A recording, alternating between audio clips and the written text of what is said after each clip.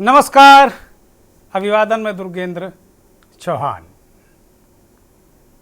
एक रिपोर्ट इस बीच देखने को मिल रही है और वो बेरोजगारी को लेकर है, लेकिन एक जो घटनाक्रम हुआ हाथरस में उसको लेकर अगर देखा जाए तो उस पूरे घटनाक्रम में जो भगदड़ मची, लाखों लोग वहाँ आए थे बाबा के सत्संग में, और जब पूरा वहाँ पर पूरी तरीके से भगदड़ मची बाबा के चरण धूल लेने के लिए, तो उस वक्त वहाँ ज़्यादातर महिलाएं थी और वो उनमें जो कुल मौतें हुई हैं वो 121, उसमें 112 महिलाएं हैं।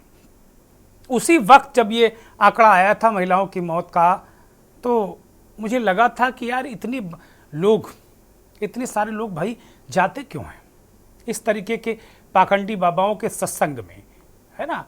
इतने सारे लोग क्यों जाते हैं इन बाबाओं के सत्संग में, क्या इनकी वजह है, क्या मसला है।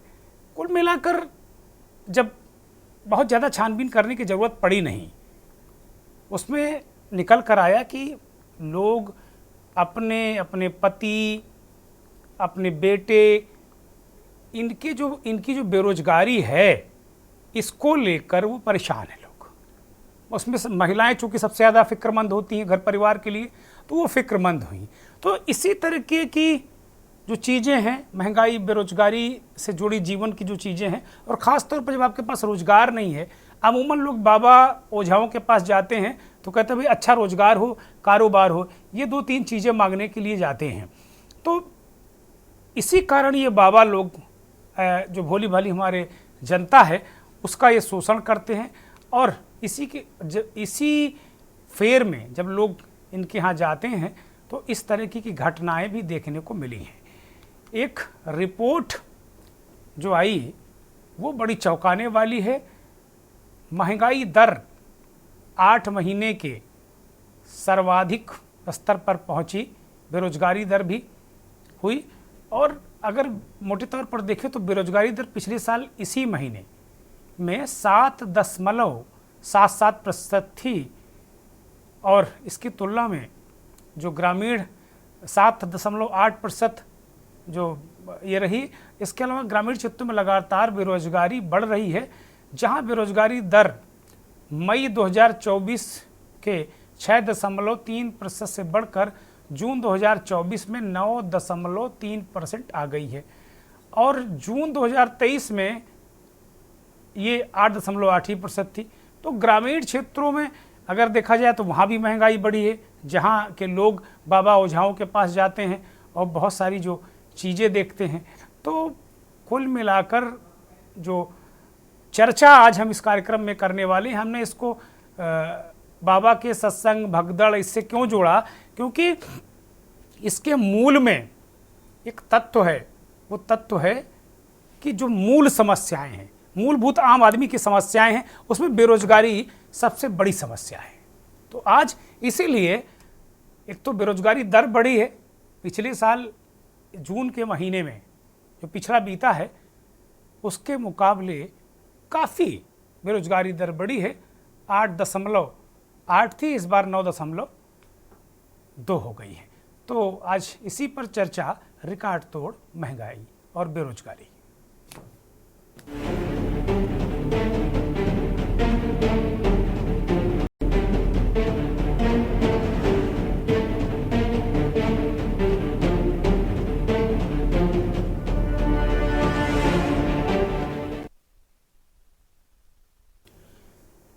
अब बेरोजगारी को लेकर जो आंकड़े जारी किए गए हैं, वो centre for monitoring Indian economy ने एक रिपोर्ट जारी की है। इस रिपोर्ट के मुताबिक जो सारी बातें हमने आपको बताई, वो बेरोजगारी दर जून 2024 में बढ़कर 8 महीने के उच्चतम स्तर पर 9.6% पहुंच गई, जो पिछले 7 महीने में काफ़ी ज़्यादा ये है। तो एक रिपोर्ट देख लीजिए तो चीज़ें साफ हो जाएंगी।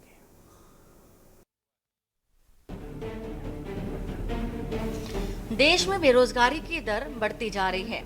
आलम यह है कि अब साल की रिपोर्ट नहीं बल्कि 8 महीने की रिपोर्ट में ही बेरोजगारी की बढ़ती हुई दर नजर आई।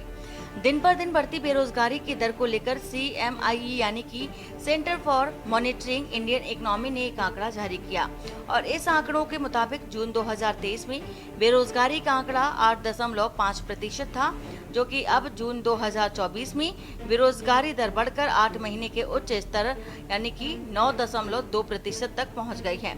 बता दें कि ये आंकड़े उपभोक्ता पिरामिड घरेलू सर्वेक्षण पर आधारित है, जिसे CMIE समय समय पर आयोजित करता है। सवाल है कि लगातार बढ़ रही बेरोजगारी का असल कारण क्या है? क्या बढ़ती जनसंख्या, रोजगार के घटते आयाम, अशिक्षा इसका कारण है?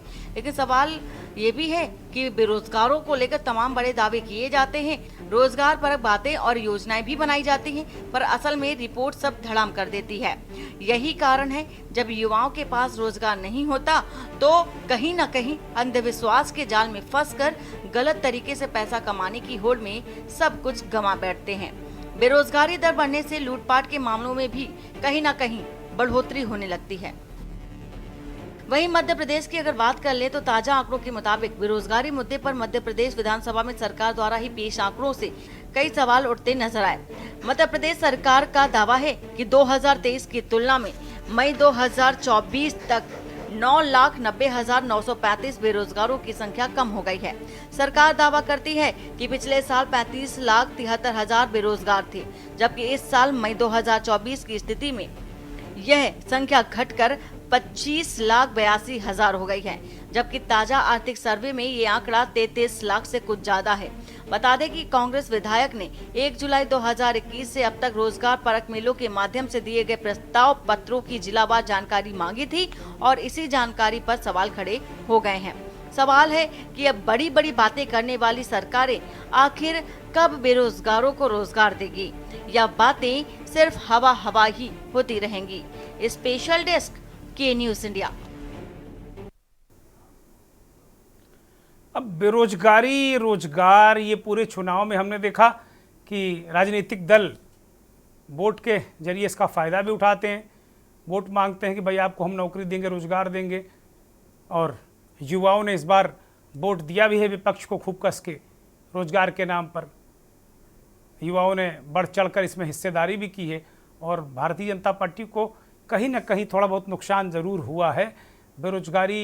जो बेरोजगार युवा हैं उनकी नाराज़गी का सामना जरूर करना पड़ा है। यही वजह है कि उत्तर प्रदेश समेत देश में तमाम जगह सीटें कम हुई हैं भारतीय जनता पार्टी। खैर ये राजनीति है, लेकिन वास्तव में जो बेरोजगारी दर उच्चतम स्तर पर बढ़कर पिछले साल के मुकाबले, पिछले साल अगर जून 2023 की बात करें तो वो काफ़ी कम थी, और उसकी तुलना में अगर देखा जाए तो इस बार उच्चतम स्तर पर है 9.2%। निश्चित तौर पर ग्राउंड जीरो पर और भी स्थितियां खतरनाक हैं, भयानक हैं।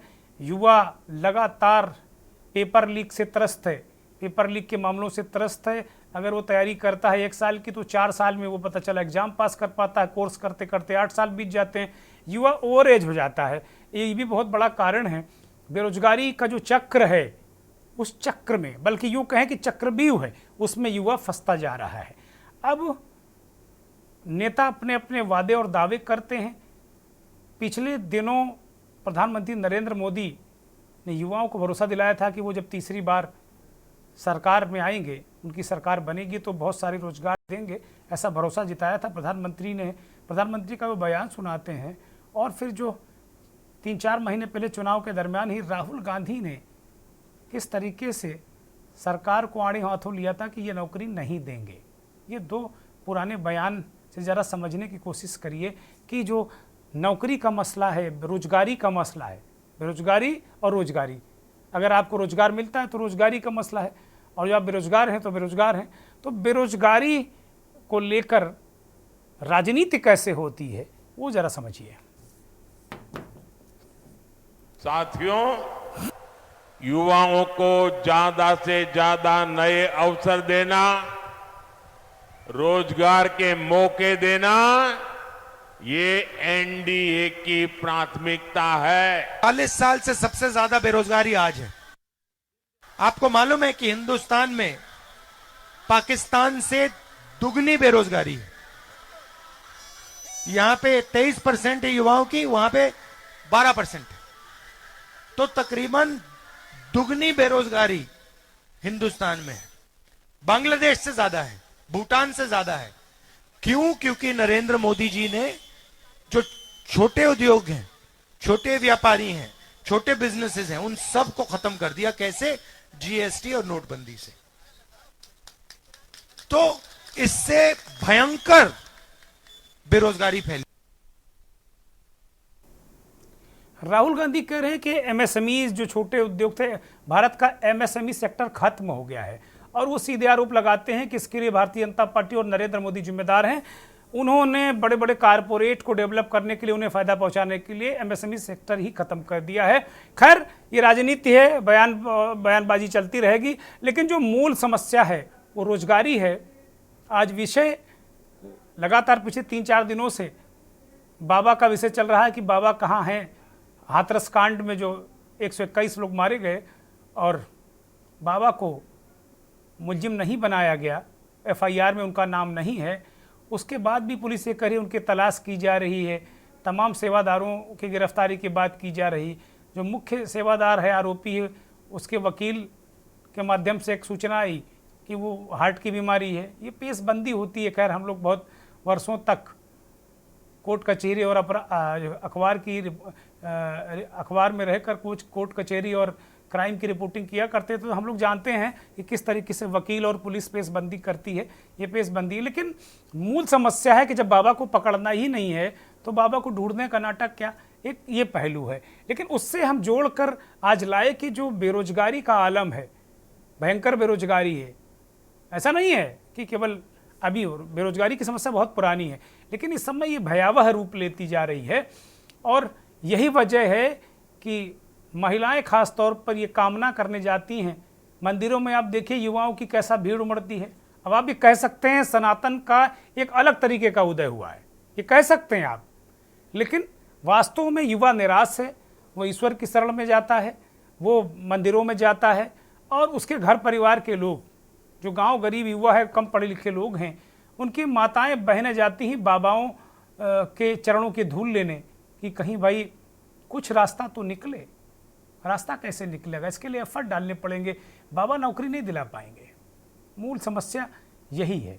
तो ये जड़ इस तरीके की विकृतियां, अंधविश्वास तथा कथित बाबाओं के प्रति बहुत सारे अंधभक्ति को लेकर हमने एक कार्यक्रम अभी किया था। तो अंधभक्ति समाज में भी है और राजनीति में भी है, और शायद यही अंधभक्ति है जो मूल समस्याओं से राजनीति को भटकाती है, देखने नहीं देती मूल मुद्दों को। और बेरोजगारी एक बहुत भयावह मुद्दा है। राहुल गांधी पाकिस्तान, बांग्लादेश और भूटान से तुलना करते हैं, ये कहाँ तक ठीक है? इन्हीं विषयों पर आज हम चर्चा करेंगे। लेकिन बहुत विनम्र निवेदन जो हमारे साथ पैनलिस्ट जुड़ेंगे कि ये बड़ा गंभीर विषय है। देश के करोड़ों युवा आप लोगों को देखेंगे, आपकी बात को सुनेंगे, तो मेरा निवेदन है कि बहुत नाप तोल कर बोलने की ज़रूरत है। और वास्तव में युवाओं के प्रति कम से कम आप अगर कुछ कर नहीं सकते तो संवेदनाएं जरूर रखिए। भारतीय जनता पार्टी के वरिष्ठ नेता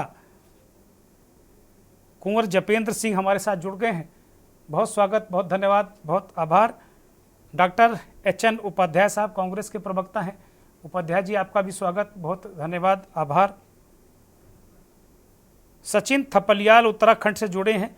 सचिन थपलियाल उत्तराखंड बेरोजगार संघ के संस्थापक सदस्यों में रहे हैं और युवा भी हैं। बहुत स्वागत, बहुत धन्यवाद। और इस देश के जाने माने वरिष्ठ पत्रकार, विश्लेषक, खास तौर पर जो एम्प्लॉयमेंट और अर्थतंत्र, इसको पॉलिसीज़, एम्प्लॉयमेंट पॉलिसीज़, इकोनॉमिक्स, अर्थतंत्र, इसको बहुत अच्छे से समझकर दर्शकों को समझाने वाले वरिष्ठ पत्रकार विश्लेषक शशिकांत त्रिवेदी हमारे साथ जुड़े हैं। शशिकांत जी, बहुत स्वागत, बहुत धन्यवाद, बहुत आभार।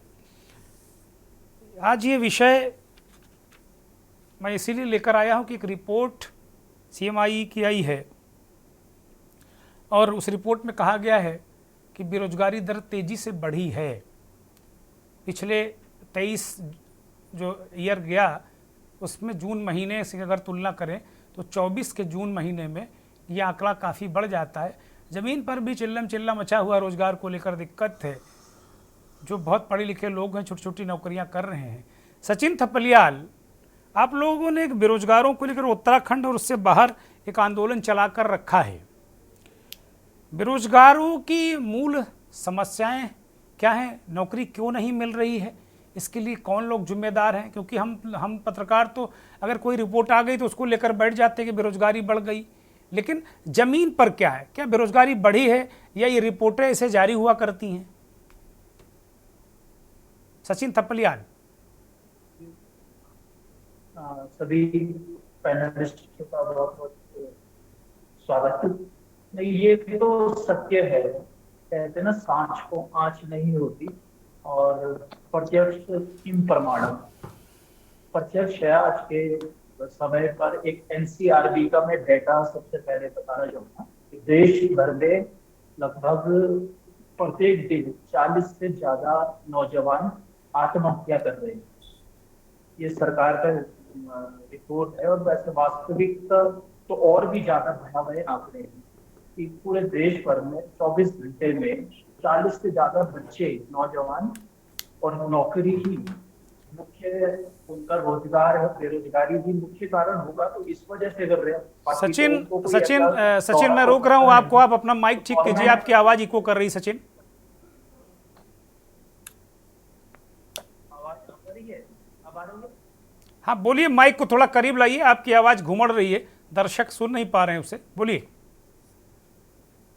हाँ, ये तो सरकार के दूरदृष्टि। अब 2014 में एक गवर्नमेंट आई। मेरी आवाज आ पा रही है आपको? हाँ सचिन बोलिए, मुझे लगता है कुछ नेटवर्क का इशू है, फिर भी बोलिए, हम सुन पा रहे हैं आपको, बोलिए। मेरी आवाज आ रही है? नहीं तो मैं कान से निकाल देता हूँ स्पीकर। ये स्पीकर निकाल देता हूँ। हाँ बोलिए बोलिए, ऐसे बोलिए, ऐसे बोलिए। हाँ ठीक है ना। तो 14 में एक गवर्नमेंट बनी जिन्होंने बहुत बड़े बड़े नारे दिए। बहुत हुआ महंगाई की मार, अब की बार मोदी सरकार। बहुत हुई बेरोजगारी की मार, अब की बार मोदी सरकार। तो वो सारे जो नारे हैं वो आज भी लोगों को याद है, और उन नारों के चलते एक बहुत बड़ी पूर्ण बहुमत, एक बहुत शक्तिशाली सरकार देश के अंदर, भारत सरकार देश के लोगों ने बनवाई। लेकिन आज हम 10 साल बाद भी देश में क्या देखते हैं कि लोग आज भी आत्महत्या, मतलब इतने ज्यादा समस्याओं से घिरे हैं, इतने परेशानी बच्चों के अंदर है, लोगों के अंदर है। किस तरीके से वो अपने जीवन व्यतीत कर रहे हैं उनको ही मालूम है। इसका एक बहुत शानदार मैं उदाहरण एक कहानी के माध्यम से देता हूँ कि माओ, आपने सुना होगा कि चाइना के बहुत बड़े राष्ट्रीय नायक हैं माओ। तो माओ ने अपने उसमें जीवनी में एक छोटी सी कहानी लिखी हुई है। उनकी एक बुढ़िया दादी थी, एक बूढ़ी थी। तो बूढ़ी में अक्सर वो जाया करती थी। तो बाग में जाने, बहुत सुंदर फूलों का बाग था, तो किसी कारणवश बुढ़िया को अस्वस्थ हो गई, और उन्होंने अपने फूलों के बाग की जिम्मेदारी माओ से तुंग को दे दी। तो माओ से तुंग लगातार ही उन बागों में पानी देते रहे फूलों को, और फूलों को हमेशा से ही वो मतलब चूमते रहे फूलों को। बहुत अलग अलग तरीकों से उन्होंने बाग को डेवलप करने की कोशिश करी, पर किसी कारणवश वो बाग एकदम, उसके जो फूल हैं वो मुरझा गए, फूल गिरने लग गए और नहीं हो पाए। तो बुढ़िया कुछ दिनों बाद स्वस्थ होकर वापस आई।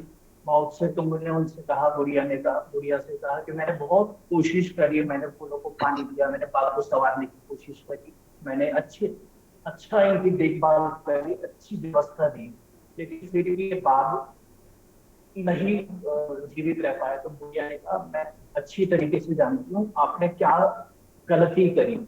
आपने ये गलती करी कि आप माओसे को बोला बुढ़िया ने कि आपने फूलों को तो पानी दिया, आपने ऊपर पानी डाला, आपने ऊपर बहुत अच्छे से व्यवस्थाएं दी, ऊपर ही बहुत अच्छी व्यवस्थाएं दी, लेकिन फूलों के जो प्राण होते हैं, पौधों के जो प्राण होते हैं, उनके जड़ में होते हैं, उनकी जमीन में होते हैं। आपने जड़ में पानी नहीं दिया। तो यही आप परिपाटी को सरकार के साथ देख सकते हैं। सरकार भी ऊपर ऊपर आप देखेंगे प्रधानमंत्री की योजनाएं हैं, मुख्यमंत्री योजनाएं हैं, बहुत सारी स्वरोजगार योजनाएं, ऐसे ऐसे नाम इन योजनाओं को दिए हैं, लेकिन वास्तव में धरातल में क्या व्यवस्था है? धरातल में आज ये है कि महिला राष्ट्रीय जो बेरोजगारी दर है, राष्ट्रीय बेरोजगारी दर, वो 4 गुना ज्यादा है महिलाओं, तो 4 गुना ज्यादा लड़कियों स्टूडेंट्स की है। मतलब लड़के तो है ही है पीड़ित, लेकिन जिसके लिए बहुत हुआ महिलाओं पे अत्याचार की बार मोदी सरकार, ये सारे के सारे 10 साल के जो ये फेल हैं।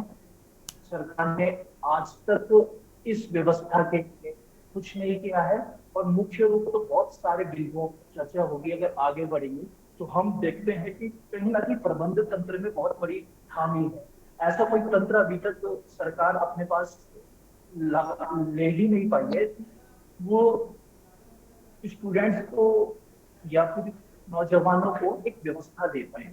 ठीक है, ठीक है। मैं दूसरे चक्कर में आता हूँ सचिन, मैं दूसरे चक्कर में आता हूँ, तब तक आपकी आवाज़ और क्लियर हो जाएगी। अगर सचिन की आवाज़ ठीक नहीं होती तो उन्हें फ़ोन पर जोड़ दिया जाए, क्योंकि बड़ी महत्वपूर्ण बात सचिन कह रहे हैं। कुंवर जपेंद्र, जड़ों को पानी क्यों नहीं दिया आप लोगों ने भाई? वो कह रहे हैं कि जड़ों को पानी नहीं दिया, ऊपर ऊपर योजनाएं बनाते रहे और ये हरा भरा पेड़ सूख गया जिससे रोजगार मिल सकते थे। एमएसएमई सेक्टर गायब हो गया, खत्म हो गया। वो कह रहे हैं कि योजनाएं आप बहुत अच्छी बनाते हैं, बहुत, इसके लिए बधाई के पात्र हैं आप लोग, लेकिन जड़ों को पानी नहीं देंगे तो पेड़ सूखेगा ना। कुंवर जपेंद्र योगेंद्र जी, आंकड़ों के खेल को आपसे बेहतर कौन समझ सकता है। और रही बात जड़ों को सींचने की, तो 2014 के बाद से भारतीय जनता पार्टी की सरकार जब से आई है, तभी से जड़ों को सींचने और खाद पानी देने का काम शुरू हुआ है इस देश के। एक तो इस देश के अंदर इलिटरेट जो पॉपुलेशन है वो एक अलग उसकी रोजगारी का इशू है। वो वहाँ स्किल्ड लेबर और अनस्किल्ड लेबर की मैं वजह केवल से आज उत्तराखंड की चर्चा नहीं कर रहा हूँ। ये जो दर है देश भर के युवाओं की है, उसमें यूपी देश का सबसे बड़ा राज्य है, प्रमुख राज्य उत्तराखंड भी है, और भाई मैं एज ए होल चर्चा कर रहा हूँ कुंवर साहब। हम उत्तराखंड के संदर्भ में नहीं बात कर रहे हैं, हम देश के संदर्भ में बात कर रहे हैं कि जब से 2014 से भारतीय जनता पार्टी की सरकार आई, तो उसमें अब जड़ों को सींचा कैसे गया, खाद पानी कैसे दिया गया, उसके ऊपर हम बात करें। ठीक है। पहले नोटबंदी को लेकर आरोप लगाए गए कि नोटबंदी के बहुत दुष्प्रभाव हुए, जबकि नोटबंदी के दुष्प्रभाव नहीं हुए। उसके बाद जीएसटी सेक्टर आया, जीएसटी सेक्टर को कहा गया कि जीएसटी सेक्टर ने एमएसएमई सेक्टर खत्म कर दिया, लोगों को बेरोजगार बना दिया। जबकि आज हम आंकड़ों में देखें, हमें हो सकता है कि राजनीतिक नजरिए से साथी हमारे हमसे सहमत ना हो, लेकिन ये आप बेहतर समझ पाएंगे कि जीएसटी आज देश के अंदर कितना बड़ा कलेक्शन कर पा रहा है, किस तरह से जीएसटी की वजह से बिचौलिए खत्म हुए, कंज्यूमर तक डायरेक्ट सामान पहुंचाने में वन कंट्री वन टैक्स का जो एक फॉर्मूला था, ठीक है, उसे उसमें समय लगा, लेकिन वो अपना एक विकसित राष्ट्रों की तर्ज पर वो सक्सेस होता हुआ दिख रहा है आज भी। एमएसएमई, आप 2014 से पहले जब भारतीय जनता पार्टी की सरकार नहीं थी और 2014 के बाद जब से केंद्र में भारतीय जनता पार्टी की सरकार काम कर रही है, तो एमएसएमई सेक्टर के कितना उसमें विस्तार हुआ है, कितने नए नए उसमें एमएसएमई कैटेगरी में उद्योग लगे हैं, कितने उसमें परंपरागत लोग उसमें आए हैं और कितने उसमें नए लोगों को इंट्रोड्यूस किया है, उनके लिए उसने एक मंच का काम किया है। ये किसी से छुपा हुआ नहीं है। किसी दिन हम इस पे बैठ जाएंगे तो 2 घंटे की डिबेट भी कम पड़ेगी। अब देश के अंदर स्किल्ड लेबर और अनस्किल्ड लेबर, जो एक बहुत बड़ी पॉपुलेशन, लगभग 80 करोड़ के लगभग हमारे देश की पॉपुलेशन बनती है, वहीं आंकड़ों का हेरफेर, उसके ऊपर किसी भी सरकार ने आजादी के बाद काम नहीं किया। लेकिन भारतीय जनता पार्टी की सरकार ने एक नीति के तहत, एक रीति के तहत, प्रधानमंत्री जन कल्याणकारी योजनाओं के तहत, और आज से 2 वर्ष पूर्व आपने देखा कि विश्वकर्मा जी के जन्म दिवस पर प्रधानमंत्री मोदी जी ने 18 ट्रेड्स को लॉन्च करा और उन ट्रेड्स को लॉन्च करने के पीछे मकसद यही था कि अगर कोई बढ़ई है, मोची है, लोहार है, प्लम्बर है, इलेक्ट्रीशियन है, ये वो ट्रेड जो मैक्सिमम जहां 80 करोड़ आबादी के बच्चे जिनसे जुड़े हुए हैं वो अपने रोजगार से जुड़े, उनके लिए बकायदा उसमें ट्रेनिंग प्रोग्राम्स हैं, उसके लिए उनकी किट के लिए पैसा उन्हें दिया जा रहा है, उसके बाद उन्हें फ्री लोन्स दिए जा रहे हैं 18-18 महीने 30 महीने पे। तो ये जो पौधों को सींचने का और खाद पानी का इंतजाम करा है, ये प्रधानमंत्री नरेंद्र मोदी जी ने करा है, भारतीय जनता पार्टी की सरकार ने करा है। हाँ, उसमें हो सकता है कि सरकार का जागरूकता अभियान उस तीव्रता से आगे नहीं आ पाया जो हम चाहते हैं। तो निश्चित तौर पर उस जागरूकता अभियान को बढ़ा के देश के आम जनमानस को स्किल्ड लेबर को उसका रोजगार मिले, वो टैलेंटेड, उनके अंदर टैलेंट आए, उन्हें औजार देना, ट्रेनिंग देना, उन्हें आर्थिक सहायता देना, जो सरकार का काम होता है, वहां निश्चित तौर पर भारतीय जनता पार्टी खरी उतरी है। और वो हमें लगता है कि ये प्रयास इस पंचवर्षीय योजना में सफल होंगे और हम देश को एक नई दिशा देने में भारतीय जनता पार्टी निश्चित तौर पर आगे बढ़ती हुई दिख रही है। ठीक बात है। अब मुझे एक ब्रेक पर जाने का इशारा हो रहा है, मैं ब्रेक पर तो जाऊंगा, लेकिन ब्रेक पर जाने से पहले एक बड़ी महत्वपूर्ण बात मैं दर्शकों को बता दूं कि भाई एक बेरोजगार हैं, बेरोजगार संघ के नेता हैं, बेरोजगार संघ के संस्थापक हैं, वो कह रहे कि भाई ऊपर ऊपर फूलों में तो खूब पानी दिया गया, बढ़िया बढ़िया छिड़काव किया गया, लेकिन जड़ों में पानी नहीं दिया गया। इस वजह से जहाँ से रोजगार पैदा होता था वो रोजगार वाला पेड़ ही सूख गया है। भारतीय जनता पार्टी के नेता इस मानने को तैयार नहीं। वो कह रहे भाई असली में खाद पानी तो मोदी जी ने ही दिया है, तभी तो लहलहा रहा है, ढेरों रोजगार हैं। आंकड़ों का खेल होता रहता है, वो कह रहे हैं। चलिए देखते हैं। आप देख रहे हैं के न्यूज, खबरों का सारथी।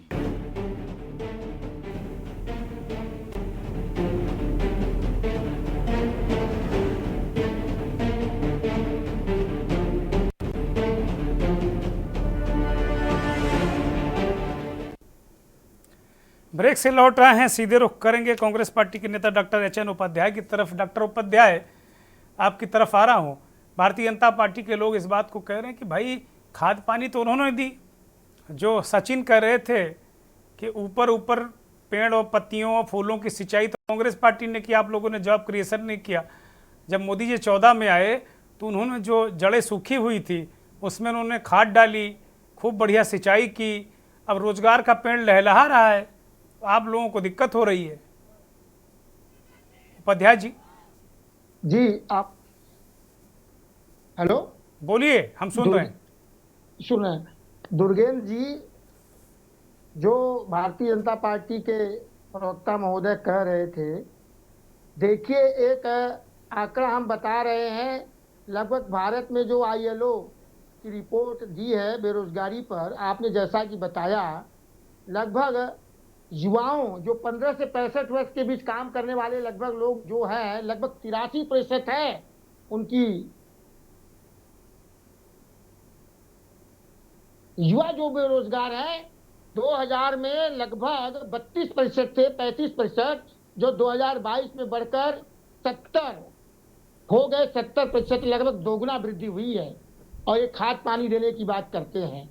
एक आंकड़ा आया था पिछले करीब 15 दिन, 1 महीना पहले, जिसमें ये था कि 2015 से 18 के बीच में लगभग लाखों, 18 या 19 लाख जो है MSME सेक्टर की कंपनियां बंद हो गई।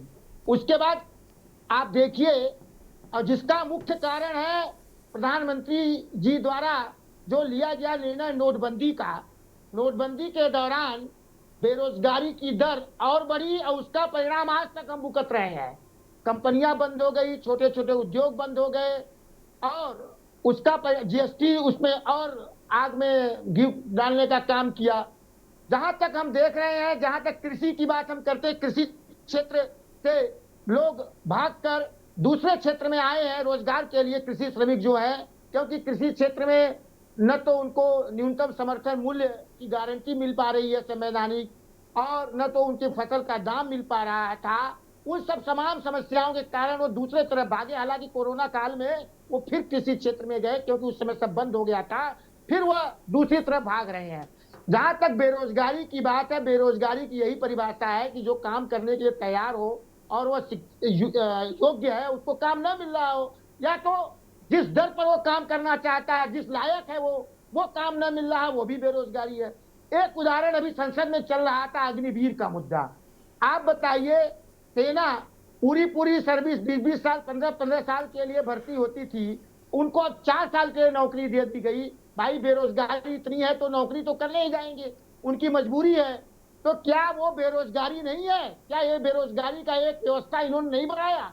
पहले 60-60 हजार जो है सेना भर्ती होती थी, एक सिपाही हम सेना के ही लेते हैं क्योंकि ये बहुत देशभक्त बनते हैं, जबकि है नहीं, ये देशद्रोही ये लोग हैं, देशभक्त नहीं है। देशभक्त लोग अग्निवीर जैसा योजना नहीं लाएंगे। और जब 60-60 हजार हर साल लोग भर्तियां होती थी तो अपने आप रोजगार मिलता था युवाओं को। अब जो है 4 साल से लगभग एक भी सैनिक में नियमित भर्ती नहीं हुई है। देखिए, ये बेरोजगारी नहीं बढ़ा रहे हैं। एक सेना की बात हमने कहा, इसी तरह से अन्य, चाहे शिक्षा विभाग ले लीजिए, चाहे कोई विभाग ले लीजिए। नहीं उपाध्याय जी, आपका एक पहलू हो सकता है कि भाई फुल टाइम सैनिक भर्ती होने चाहिए, लेकिन उसी बजट में वो 4 गुना भर्ती करके 4 गुने लोगों को रोजगार दे रहे हैं। ये बीजेपी का नजरिया है, उनकी सरकार का नजरिया है। कहाँ 4 गुना दे रहे हैं भाई? 60-60 हजार अगर जोड़ा 4 साल में एक भर्ती नहीं, कितने अग्निवीर भरे? 2 लाख से अधिक भर्ती है क्या? और उनका पैसा बचाकर ये क्या कर रहे हैं बताइए? जैसे आप हमको उधर सड़कें चमका रहे हैं, कहते हैं हम सड़क बना रहे हैं, लेकिन कितने गुना टैक्स इन्होंने बढ़ाया है? टोल टैक्स का पैसा बढ़ा रहे हैं, वो कहाँ जा रहा है? और आपको उदाहरण दूं, 2016 में स्वच्छता मिशन प्रधानमंत्री जी ने चलाया था और उसमें सरकारी कर्मचारी जो टैक्स पिए हैं उस पर उप कर लगा दिया। तो क्या उतना पैसा उन्होंने खर्च किया? इसके पहले स्वच्छता पर पैसा खर्च नहीं होता था। जो प्रोग्राम निकाल रहे हैं उससे कमाने का धंधा ज्यादा बना ले रहे हैं। और पैसा कहाँ जा रहा है? तो भाई प्रधानमंत्री जी इस देश में ही लगा रहे हैं। भाई उपाध्याय जी, प्रधानमंत्री जी अपनी कोठी तो नहीं बना रहे होंगे?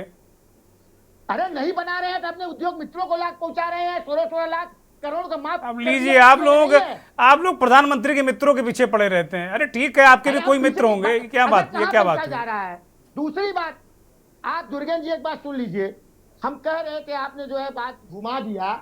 जहां तक देखिए बेरोजगार का एक और शिक्षा की तकनीक कौशल विकास की बात करते हैं, आज जो है ILO की जो रिपोर्ट, देखिए मैं बात बिल्कुल नहीं घुमाऊंगा, माफी के साथ मैं रोक रहा हूं। मैं किसी की बात कुछ घुमाता नहीं हूं। आपको जो बोलना बोलिए। मैं जनता का वकील हूं, मैं किसी राजनीतिक दल का वकील नहीं हूं।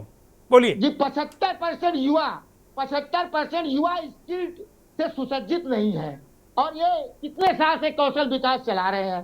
कौशल विकास के नाम पर मैं दुर्गेन जी आपको बताऊं, जो ITI आदि पॉलिटेक्निक बच्चे कर ले रहे हैं और ITI आदि स्कूलों संस्थाओं में रोजगार मिशन चलाते हैं, तो वहां पर भी भ्रष्टाचार चलता है। 40-50 हजार रुपया लेकर अच्छे जो पैसा देकर उनको अप्रेंटिस के लिए भेज देते हैं। अयोग्य बच्चे, गरीब बच्चे बाहर हो जाते हैं। ये जितने भी योजना चला रहे हैं उसमें कहीं न कहीं भ्रष्टाचार की बू और आ रही है उसमें, तो गरीब बच्चे और उसमें परेशानी में पड़ रहे हैं। दूसरी बात, इन्होंने जो है कौशल विकास के नाम पर जो है व्यावसायिक जो शिक्षा है उसको कितना महंगा कर दिया है। एक सामान्य व्यक्ति के बस का तो नहीं है पढ़ाना, चाहे डॉक्टरी हो, इंजीनियरिंग हो, कोई शिक्षा हो। टीचर की भी ले लीजिए, लाख 1.5 लाख फीस हो गई है BEd करने का और DLEd करने का। तो ये जो और सरकारी उतने विद्यालय है नहीं, उतने संस्थान है नहीं, सरकारी फीस भी इन्होंने बढ़ाया है, बहुत फीस बढ़ा दिया हर जगह। तो कुल मिला जुला कर रोजगार के लिए, जैसा कि हमारे वो भाई कहे थे पहले, उत्तराखंड के सचिन जी, जड़ को इन्होंने कमजोर कर दिया। जड़ में इन्होंने खाद पानी देने का काम नहीं किया, इन्होंने जड़ को खत्म कर दिया, जिसका प्रमुख कारण नोटबंदी रही, GST रही, जो हमारे उद्योग धंधे, जो हमारे रोजगार के अधिकार। ठीक है उपाध्याय जी, मैं लौटूंगा इस चर्चा में। मैं शशिकांत त्रिवेदी जी को शामिल करता हूँ, रोक रहा हूँ। उपाध्याय जी मैं आऊंगा आपके पास, बहुत सारी बातें आप लोगों से करनी है। शशिकांत जी, जैसे 2-3 चीजें निकल कर आई, अभी सचिन ने भी चर्चा की, ग्रामीण बेरोजगारी भी ये रिपोर्ट रिफ्लेक्ट कर रही है, महिला बेरोजगारी की भी बात हो रही है। अभी जैसा उपाध्याय जी कह रहे हैं कि भाई 2000 में 32% लोग बेरोजगार थे, युवाओं की बात वो कर रहे हैं, और 2022 में का जो आंकड़ा दे रहे हो 70%। तो वास्तव में जैसे अभी कुंवर जपेंद्र कह रहे थे कि ये आंकड़ों का खेल होता है, हकीकत में तो हमने बहुत काम किया है। अनम्यूट करिए।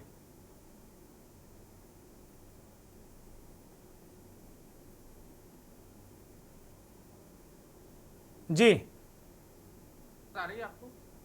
आप बोलिए। हाँ, तो हमारे जो सेक्टर है, पत्रकारिता का सेक्टर, आपकी आवाज बहुत धीमी आ रही है उपाध्याय जी। इसमें त्रिवेदी जी। नहीं, हमको कहाँ कह रहे हैं? नहीं, त्रिवेदी जी। हाँ, आपको आवाज आ रही ना? नहीं, अभी नहीं, अभी नहीं। हेलो, आवाज आ रही है आपको? मुझे लगता है कि आवाज़ ठीक की जाए। शशिकांत जी की आवाज़ मुझे मिल नहीं रही है। उनका जो वक्तव्य है दर्शकों तक जाना चाहिए, बड़ा महत्वपूर्ण वक्तव्य वो रखने वाले हैं।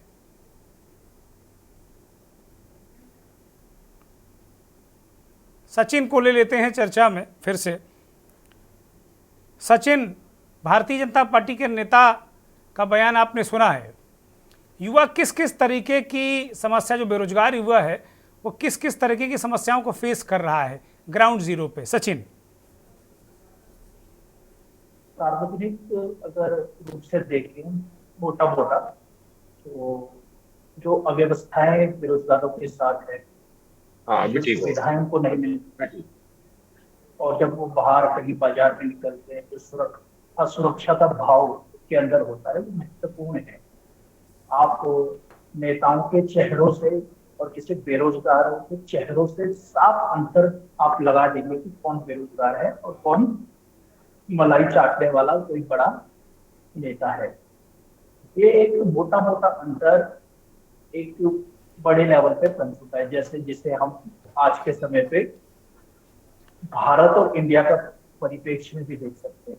एक तरफ तो भारत के वो लोग हैं जो समस्याओं से घिरे हुए हैं, जो परेशानियों में हैं और जिनको हर छोटे खर्चों के लिए सोचना पड़ता है, और दूसरी तरफ बड़े बड़े कोठियों वाले जो बंगलों में रहने वाले लोग हैं। मतलब राष्ट्रपति, आप एक मैं बात बता दूं कि राष्ट्रपति के उसमें लगभग 186 कमरे 186 कमरों का हॉल में एक राष्ट्रपति रहते हैं। आप देखिए उनके साथ कितनी हिंसा हुई। रिपोर्ट भी आई थी कि लगभग प्रधानमंत्री जी के सुरक्षा में 1 करोड़ रुपए प्रत्येक दिन का खर्च होता है। 1 करोड़ से ज्यादा लगभग प्रत्येक दिन का खर्च होता है सिर्फ सुरक्षा से हो। दूसरी तरफ हमारे बेरोजगार वो है, युवा है, बहुत तरीके के और नए तरीकों में असल एक वैचारिक लड़ाई की जरूरत है। भारत में वैचारिक जो पुराने तौर तरीके हैं, जो पुरानी व्यवस्थाएं हैं रोजगार की, उनसे बाहर निकल के हमें एक नए तरीके की तरफ जाना होगा, नई राजनीति की तरफ जाना होगा, नए रोजगार की तरफ देश के युवाओं को बढ़ना होगा। और पुरानी जो तौर तरीके थे जिसमें सरकारी नौकरियां, अभी सर ने भी बात करी कौशल विकास योजना की, सेना में भर्तियां, सेना भर्ती की, ये सारे तरीकों बहुत सब पुराने हो गए।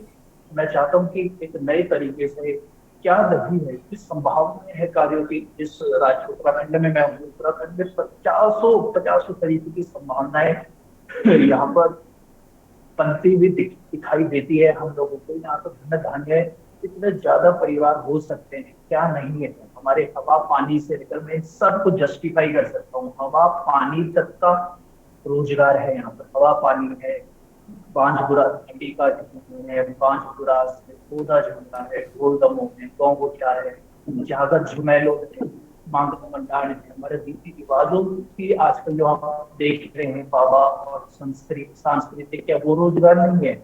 वो भी एक बड़ा बड़ा अपने रोजगार का मॉडल है। तो हमें एक नए तरीकों से इस देश को आगे बढ़ाना होगा।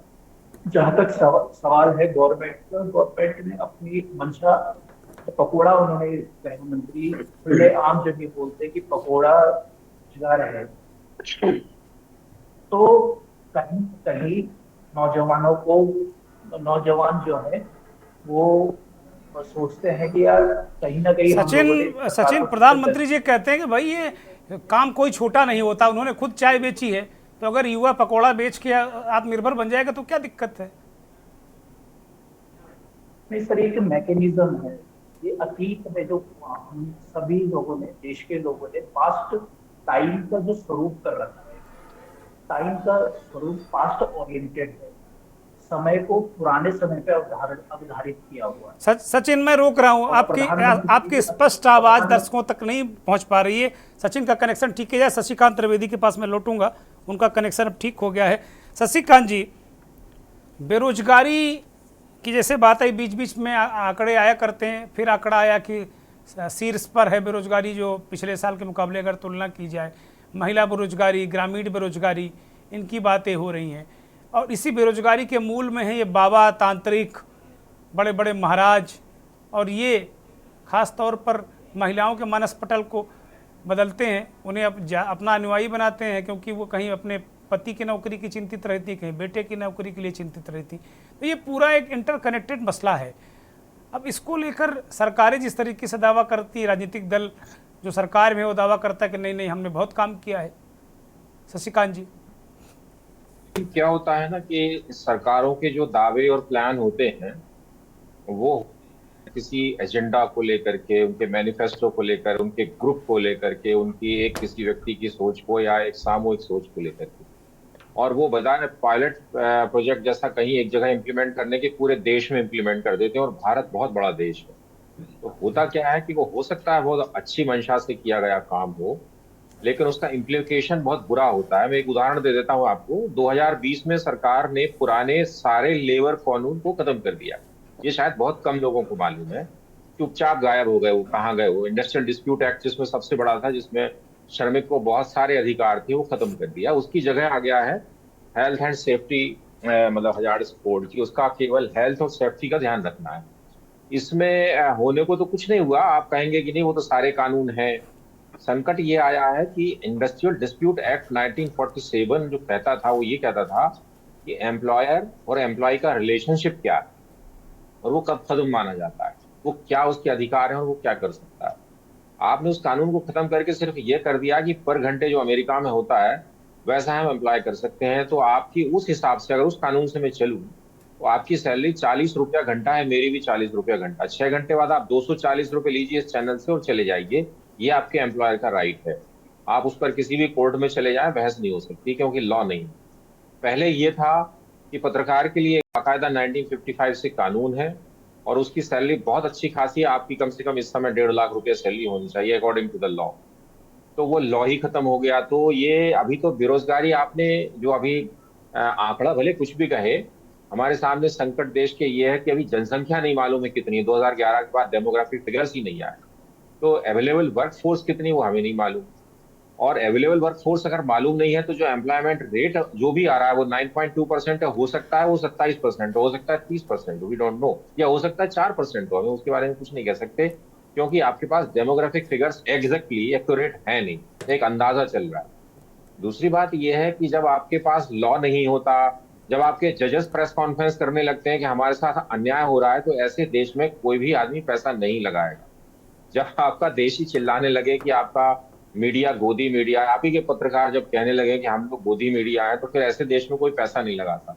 जब आपके देश में मुख्यमंत्री कुर्सी पर बैठे बैठे जेल भेजे जाने लगे, तो उस देश में कोई पैसा नहीं लगाएगा, क्योंकि वो कोई भी आदमी, मैं और आप समझ लीजिए कि आपके पास 10,000 करोड़ डॉलर हैं और आपको मालूम है कि इस देश में ये स्थितियां कि आपकी सुनने वाला कोई नहीं है, आपके जुडिशरी के ऊपर इतना प्रेशर हो कि वहां इतने सारे केसेस पेंडिंग है कि आपका केस लगेगा ही नहीं, तो फिर कोई पैसा नहीं लगा। आप भी नहीं लगाओगे किसी ऐसे, आप वहां जाओगे जहां सेफ इन्वेस्टमेंट हो कि मेरा पैसा सुरक्षित रहे। और जब तक कोई आपके यहाँ पैसा नहीं लगाएगा तो आपके यहाँ जॉब नहीं आएगा, पार्टी कोई भी हो, चाहे वो किसी भी राजनीतिक दल हो, इससे कोई फर्क नहीं पड़ता है। तो सबसे बड़ी बात यह है कि आपको जॉब क्रिएट नहीं करने होते हैं। जो सरकारें चल पड़ी हैं वो जॉब क्रिएट कर रही हैं और सरकारी कर रही हैं। अभी हम उस मानसिकता से बाहर नहीं आए हैं कि हमें परमानेंट जॉब चाहिए। हमें एक्चुअली इकोनॉमिक एक्टिविटी क्रिएट करनी चाहिए। जैसे कि रेलवे हो सकता है घाटे में चलता हो हर साल, लेकिन रेलवे के चारों तरफ आप मुझे बताइए कितने सारे जॉब क्रिएट होते हैं। मतलब होटल्स हैं, रेस्टोरेंट है, ऑटो है, टैक्सी है। इवन आप मुझे ये का अंदाजा लगाइए कि सुबह 4 बजे से लेकर के 10 बजे सुबह तक कितनी चाय बिक जाती है पूरी ट्रेन में, 60,000 किलोमीटर ट्रैक के ऊपर। आपने कई हमारे मध्य प्रदेश में राज्य परिवहन निगम ही बंद कर दिया, लेकिन आपने ये नहीं देखा कि अल्टरनेट लोगों के पास फिर क्या है। तो रास्तों के किनारे जो जॉब एक्टिविटीज चलती हैं, और वो सालों हफ्तों, आप देखिए एक पंक्चर जोड़ने वाला 20 साल पहले भी वहीं बैठा था, वो वहीं बैठा हुआ है, लेकिन एटलीस्ट उसके पास जॉब। तो हमारे पास under employment economic activity generate करके हम कर देते हैं। आप मंदिर की बुराई कर सकते हैं, लेकिन मंदिर भी हमारे बहुत सारे जॉब जनरेट करते हैं जो कि इस तरह की इकोनॉमिक एक्टिविटी जनरेट करते हैं। तो चूंकि हमारे पास जॉब का मॉडल नहीं था, इसलिए शायद हम लोग मंदिर मंदिर क्रिएट किया करते थे। आप देखिए मध्य प्रदेश में अहिल्याबाई ने 300 साढ़े 300 साल पहले साड़ी और बीड़ी, ये पूरी नर्मदा नदी के किनारे एक इंडस्ट्री चलाई थी, और आज भी वो बीड़ी उद्योग चलता रहा है और साड़ियां बनती रही और बहुत फेमस रही, ताकि महिलाएं साड़ी बुने और पुरुष बीड़ी बनाए। तो मेरे को लगता है अहिल्याबाई ज्यादा इकोनॉमिस्ट थी बजाय आज के मॉडर्न इकोनॉमिस्ट की। उनको ज्यादा मालूम था, पूरी नदी नर्मदा नदी के दोनों तरफ आप गांव में जाइए, कहीं या तो साड़ी बनती है या कहीं बीड़ी बनती है। तो हमारे राजनीतिक दलों को अचानक से कुछ भी एक सपना आता है और एक अचानक बैठक होती है और अचानक वो इम्प्लीमेंट हो जाती है, और फिर वो पता नहीं चलता कि हुआ क्या, उसका रिजल्ट क्या, वो फीडबैक मैकेनिज्म होता नहीं है। ये यूपीए गवर्नमेंट में था, काम बहुत अच्छे थे, मनरेगा बहुत अच्छी स्कीम थी, मगर फीडबैक मैकेनिज्म का पता नहीं था कि आपने जो इम्प्लीमेंट किया उसका अब हो क्या रहा है, आपको मालूम नहीं है। तो अंदर से जब अनरेस्ट होता है तो आप हटा दिए जाते हैं, या अनरेस्ट सोशल अनरेस्ट शुरू हो जाता है, आप बैठे रहिए, आप जो करना है करिए, तो डिस्कनेक्ट आ जाता है। जहां तक आंकड़ों की बात है, वर्ल्ड बैंक ये कह रही है कि 83% हमारा जो पॉपुलेशन है वो अभी अनएम्प्लॉयड है। 20% लोग हैं जो मतलब व्हाइट कॉलर जॉब यानी आईटी सेक्टर वगैरह में, 40% आज भी एग्रेरियन इकोनॉमी में लगे हैं। एग्रीकल्चर हमारी श्रिंक हो रही है, किसानों के पास 2.5। अच्छा, एमएसएमई को लेकर विपक्ष लगातार कहता है, शशिकांत जी, एमएसएमई को लेकर लगातार विपक्ष कहता है। राहुल गांधी को अभी हमने सुनाया, वो कह रहे हैं कि हमारे यहाँ जो स्थिति है वो पाकिस्तान और बांग्लादेश से भी बदतर है। वो कह रहे हैं कि पाकिस्तान में 12% यूथ बेरोजगार हैं और हमारे यहाँ 23% लोग बेरोजगार हैं। ये सब कहाँ से आंकड़ा ले आते हैं ये नेता? नेता तो आंकड़ा पढ़ते रहते हैं आईएलओ से। यहाँ से अभी आईएलओ का एक फिगर आया, उसने वार्न किया है कि साउथ ईस्ट एशिया की जो इकोनॉमी, खासकर इंडिया, पाकिस्तान, बांग्लादेश, श्रीलंका की, वे भले ही कितना अच्छा प्रोजेक्शन, इंडिया का इकोनॉमिक प्रोजेक्शन बहुत अच्छा 7.5% है, जो कि वर्ल्ड में सबसे ज्यादा है, लेकिन उसने वार्न किया है कि अगर इन्होंने जॉब क्रिएट नहीं किया, इकोनॉमिक एक्टिविटीज क्रिएट नहीं की जिनसे जॉब क्रिएट हो, तो इस पूरे साउथ ईस्ट एशिया में एक बहुत बड़ी सोशल क्राइसिस आ जाएगी। दैट्स आईएलओ का वार्निंग है, ये अभी इशू हुआ है। तो क्या है कि राहुल गांधी ने जो भी आंकड़े पढ़े हो, जहां से पढ़े हो, मुझे पाकिस्तान की चिंता कम है, सिर्फ इस बात से ज्यादा है कि पाकिस्तान में भी जॉब जनरेट होंगे तो हमारे यहाँ भी कुछ ना कुछ इम्पैक्ट आता है। हमारे यहाँ जॉब जनरेट होते हैं तो पाकिस्तान पे भी पॉजिटिव इम्पैक्ट जाता है, बांग्लादेश पे भी जाता है, श्रीलंका पे भी जाता है। अदरवाइज अगर मान लीजिए कि अगर चारों तरफ अनरेस्ट है तो आप अकेले खुश नहीं रह सकते, आपको भी दिक्कत में आना पड़ेगा। सबसे बड़ी बात है कि हमारा एक्सपोर्ट ओरिएंटेड जॉब हो, जैसे जर्मनी में, यूरोपियन कंट्रीज में है कि 25% आप जो भी प्रोडक्शन कर रहे हैं वो एक्सपोर्ट ओरिएंटेड होना चाहिए, तो ही आपको वो बनाने देते हैं, नहीं तो नहीं बनाने देते हैं। तो हमारे यहाँ अभी बहुत सारे इकोनॉमिक जगॉन्स हैं।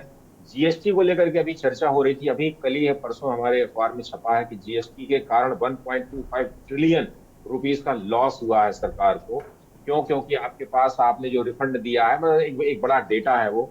तो जीएसटी में बहुत सारी खामियां हैं। मैं तो इसका 5 साल जब ये यूपीए सरकार की विरोध करता रहा हूँ, लिखता रहा हूँ कि जीएसटी का जो जिस जल्दबाजी में यूपीए सरकार लगाना चाह रही थी उस समय तो और बुरी स्थिति होती, क्योंकि महंगाई बहुत बढ़ती और उसके कारण बढ़ी है। डेफिनेटली मैन्युफैक्चरर को फायदा है, लेकिन रिटेल में बहुत दिक्कतें हैं। रिटेल में इसलिए जॉब गए हैं। अब वो आप अगर वो 3 जुलाई की रिपोर्ट पढ़ें, अभी उसकी दूसरा पार्ट भी आने वाला है, क्या होगा मैंने देखा नहीं, तो आपको लगेगा कि जीएसटी जो आपने इम्प्लीमेंट किया वो बहुत हेस्ट में किया, होमवर्क नहीं किया, और बहुत सारी चीजें हैं जिससे उसका इम्पैक्ट पड़ा। एक बात नोटबंदी की होती है। नोटबंदी में मैं सबसे एक सवाल पूछता हूँ कि आपने डिजिटल इकोनॉमी कर दी है, बहुत अच्छी बात है, हर घर में हर जगह आप मोबाइल फोन से आप पेमेंट कर सकते हैं, मगर करेंसी जो है आपकी साथ साथ आरबीआई का डेटा कह रहा है जो 14 में 15 लाख करोड़ थी वो 34-35 लाख करोड़ पहुंच गई। तो करेंसी क्यों बढ़ रही है? इसका मतलब ये है कि टैक्स कलेक्शन का जो डेटा है वो कहीं तो फजिंग हो रही है, या फजिंग नहीं हो रही तो आपको एग्जैक्ट नहीं मिल रहा है, ठीक है, या अभी पता नहीं चल रहा, बॉटम लाइन नहीं मालूम है। ठीक है शशिकांत जी, ये दोनों सवाल बड़े महत्वपूर्ण है। मैं पूछ लेता हूँ कुंवर जपेंद्र से, ये दोनों सवाल का जरा जवाब दीजिए कुंवर जपेंद्र, कि भाई करेंसी बढ़ रही है, क्या कोई मतलब फोर्जरी हो रही है, कहीं कोई फर्जी वाड़ा हो रहा है? और दूसरी बात वो कह रहे हैं कि भाई जो ये नोटबंदी से आपको जो फ़ायदा होने वाला था कि भाई अब डिजिटलाइजेशन हो जाएगा, नोटों का चलन कम होगा, हमारी जो डिजिटल इकोनॉमी हो जाएगी, और उसके अलावा जीएसटी पे वो कह रहे हैं कि बहुत सारा लॉस हुआ है। देखिए, हमने बहुत ध्यान से शशिकांत जी को सुना। शशिकांत जी ने जिस तरह से आंकड़े पेश करे, वो आंकड़े तो उस हिसाब से तो हमें ये लगता है कि भारतीय जनता पार्टी ने 2014 के बाद से कुछ किया ही नहीं। कोई आंकड़ा ऐसा नहीं है जिसमें कहीं कोई पॉजिटिविटी या जिसमें कोई कंट्री की इकोनॉमिकल स्ट्रेंथ के ऊपर कम से कम 2 वर्ड्स उसमें स्पोर्टिंग तो आए हो। कहीं कुछ नहीं हो सकता है कि उनकी अपनी स्टडी या उनका अपना जिन आंकड़ों के ऊपर उनका माइंड सेट काम कर रहा है, तो वहाँ इकोनॉमिकली, स्ट्रेटेजिकली, प्लानिंगली और यहाँ मैकेनिज्म को लेकर डेफिनेटली उन्हें लगता हो कि इन क्षेत्रों में कुछ नहीं हुआ। लेकिन क्या ये सच है? क्या हो सकता है इकोनॉमिकली उतना बेटर नहीं हुआ जितना बेटर हमारी कंट्री को अभी जरूरत, लेकिन बेटरमेंट हुआ मैकेनिज्म को लेकर, स्ट्रेटेजी को लेकर, प्लानिंग को लेकर। अभी आपने अहिल्या बाई जी का जिक्र करा कि अहिल्या बाई जी को बेटर पता था कि यहाँ पे साड़ी और बीड़ी का काम होता है, तो ठीक है, वो उस वक्त की मांग थी, उस वक्त की जरूरत के हिसाब से चीजें की गई।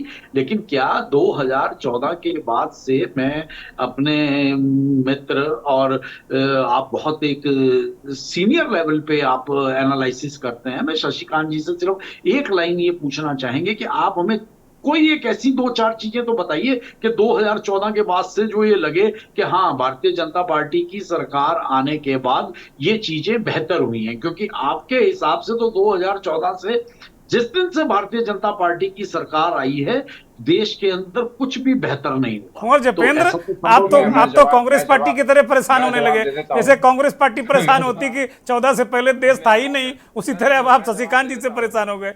बताइए शशिकांत जी, जवाब दीजिए इनका। भाई मैं जवाब दे देता हूँ। आपने मेरे बात को ध्यान से नहीं सुना। मैंने यूपीए के मनरेगा के बारे में भी कहा, मैंने ये भी कहा कि उनका फीडबैक मैकेनिज्म नहीं था। मैंने आपकी कोई बुराई नहीं की, आपके प्रोग्राम बहुत अच्छे होंगे, मैंने ये भी कहा। लेकिन क्या आपने फीडबैक लिया उनका कि हमने जीएसटी की है, या हमने नोटबंदी की है, या हमने डिजिटल पेमेंट किया है, या हमने हेल्थ स्कीम चलाई है, हमने रोड्स बनाई है, हमने बहुत सारे काम किए। उनका फीडबैक कहाँ है? उस फीडबैक को लेकर के आप काम कर रहे हैं, लेकिन काम का जो फीडबैक होता है, उस फीडबैक के कारण ही आपको पता चलता है कि मैंने कोई काम किया है, वो काम हुआ है कि नहीं, वो ढंग से इम्प्लीमेंट हो रहा है कि। आपकी मंशा में गलती नहीं है, मंशा बहुत अच्छी होती है आपकी। डिजिटल पेमेंट क्या गलत है? मैं तो कभी पैसे कैश रखते ही नहीं हूं। मैं तो 2006 से सपने देखा करता था कि हमारे देश में कब जो है डिजिटल पेमेंट शुरू होगा।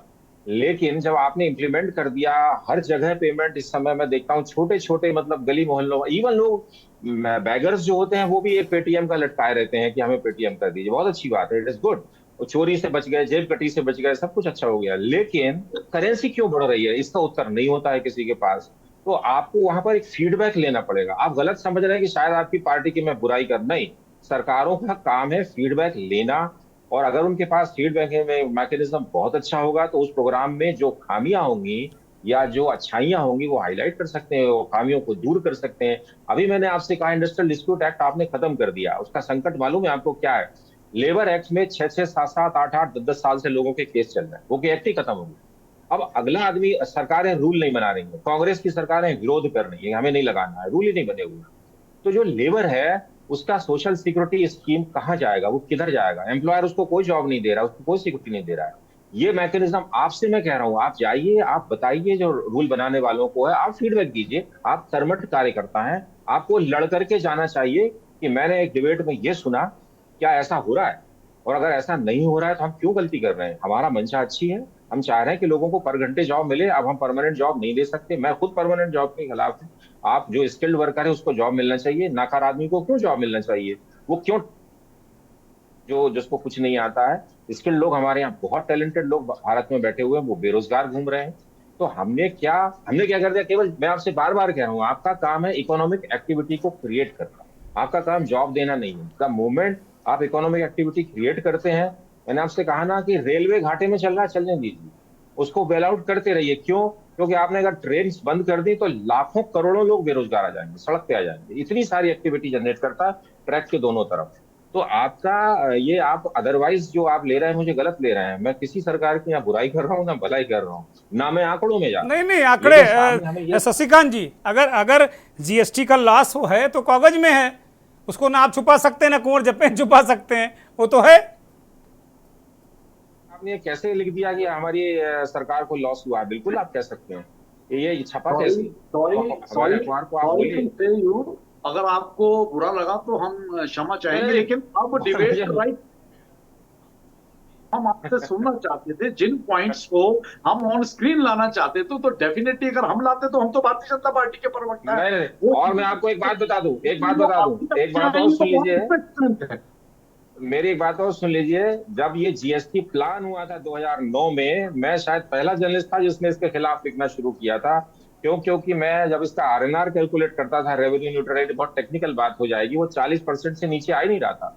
और मैं तो बीजेपी जब शासन में आया था तो मैं लोगों को बताना चाहता था कि आप ये बहुत गलत स्टेप लेंगे, जो यूपीए गवर्नमेंट का मैकेनिज्म पूरा फॉर्मूला आप लगा उसे बंद करिए, दूसरे तरीके से आप होमवर्क करके लगाइए। मेरा शिकायत नहीं, मुझे बिल्कुल शशिकांत जी ठीक कह रहे हैं। इसी जीएसटी, इसी खुदरा व्यापार में विदेशी निवेश को लेकर दसियों साल भारतीय जनता पार्टी के लोगों ने प्रदर्शन किया है, जगह जगह सड़कें जाम की हैं, और अपनी सरकार आ गई तो चुप्पे से सब वही वाला जो कह रहे हैं ना कांग्रेसी फार्मूला इन्होंने लागू कर दिया। उपाध्याय जी का फार्मूला लगा रहे हैं और कह रहे हैं ये मेरा मसला है। मुझे चूंकि अब इशारा हो रहा है कि अब कार्यक्रम खत्म करने का वक्त है, तो सचिन के पास मैं जाऊँगा। सचिन, एक छोटी सी टिप्पणी कि युवा आजकल का सोचता क्या है। आपने बड़ी महत्वपूर्ण बात की कि अब अलग तरीके से जॉब के बारे में सोचना होगा। जी एक मिनट सर, एक मिनट, मेरा फोन भी आ रहा है जी। हेलो, हाँ बोलिए सचिन, हम आपको सुन नहीं पा रहे, बोलिए। जी जी जी, आपने क्या कहा जरा दोहराइए प्लीज, मेरा फोन आ रहा था, आप दोहराइए, मेरा फोन आ रहा था। कोई बात नहीं, मुझे नहीं लगता कि मेरे पास अब ज्यादा वक्त है। उपाध्याय जी, एक छोटी सी टिप्पणी कि भाई कैसे ठीक करेंगे आप सारी चीजों को? आलोचना से तो काम बनता नहीं है, जो जमीन में चीजें हैं वो हैं। बेरोजगारी को दूर करने के लिए और रोजगार बढ़ाने के लिए जिस तरह से यूपीए सरकार ने मनरेगा जैसी स्कीम लाई, उसी तरह से इस चुनाव के पहले जो न्याय पत्र में आदरणीय राहुल गांधी जी ने कहा था 8,500 रुपया या 10,000 रुपया पहली नौकरी पक्की की बात जो कही थी 1 साल के लिए, ऐसे ही स्कीम को लागू किया जाए तो निश्चित रूप से मतलब क्या चाहते हैं? आपकी बात स्वीकार कर लें, अगले बार पूरा ही साफ हो जाए। गजब है भाई उपाध्याय जी, अब उसका लाभ तो राहुल गांधी को मिल जाएगा। बहुत शुक्रिया, मेरे पास वक्त नहीं है। कुंवर जपेंद्र माफी के साथ में शशिकांत त्रिवेदी जी, सचिन थपलियाल जी और तमाम उन दर्शकों का आभार जिन्होंने इस कार्यक्रम को देखा। बड़ी महत्वपूर्ण चर्चा, बड़ी महत्वपूर्ण विषय को शशिकांत जी ने रखा, समझाने की कोशिश की दर्शकों को भी, और सम्मानित जो पैनलिस्ट थे भारतीय जनता पार्टी के, उन्होंने भी समझने की कोशिश की। वो काफ़ी समझदार व्यक्ति हैं। वास्तव में अगर कुछ गलत हुआ है किसी स्कीम में तो ये कार्यकर्ता की जिम्मेदारी है, सरकार से जुड़े जो लोग हैं उनकी जिम्मेदारी है। कार्यकर्ता तो अपनी पार्टी से कह ही सकते हैं कि भाई ये देश हित में नहीं है, ये पार्टी के हित में नहीं है, या लोगों के हित में नहीं, इसमें आपको रिएक्शन झेलने पड़ सकते हैं। सरकार के जो अंग होते हैं वो तो एक अलग तरीके के पीनक में होते हैं, सरकार का एक अलग रसूख होता है, भौकाल होता है, उसमें जो करते हैं लगता है कि हाँ बहुत सब अच्छा ही कर रहे हैं, लेकिन जो कार्यकर्ता है पार्टी का वो सही फीडबैक देता है। तो मैं उम्मीद करूंगा भारतीय जनता पार्टी के करोड़ों उन कार्यकर्ताओं से जो पार्टी के लिए काम कर रहे हैं और अपनी सरकार की छवि को बेहतर बनाने के लिए काम कर रहे हैं, तो ये जो अहम मसले हैं, बेरोजगारी, महंगाई, इस तरह के अहम मसलों का कम से कम फीडबैक जो भी उनका माध्यम होता हो सरकारों तक पहुंचाएं, ताकि इस देश के लोग बहुत कल्याणकारी राज्य के रूप में वो यहाँ अपने जीवन को आगे चला सके। बहुत बहुत धन्यवाद, नमस्कार।